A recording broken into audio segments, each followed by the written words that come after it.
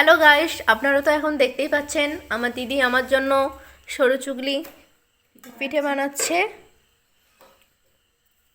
দেখো, একের পর এক খাবার বানিয়ে দিচ্ছে আর আমি শুধু খাচ্ছি। দেখো,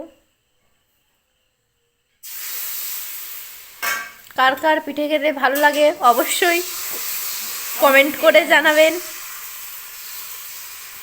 অলরেডি তো আমার জিভে তো জল।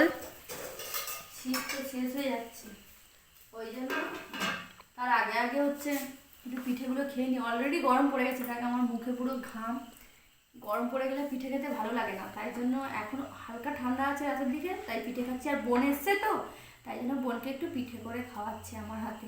ও তো কখনো আমার হাতে পিঠে খায়নি, কারণ আমি তো এবছর নতুনই শিখেছি পিঠে করা, তাই জন্য ওকে পিঠে করে খাওয়াচ্ছি। এই যে এখানটায় করেছি, তো আমরা গরম গরম অলরেডি দুই বোনে খেয়ে নিয়েছি, আর এখন এগুলো বানাচ্ছি, এগুলো মামনি খাবে।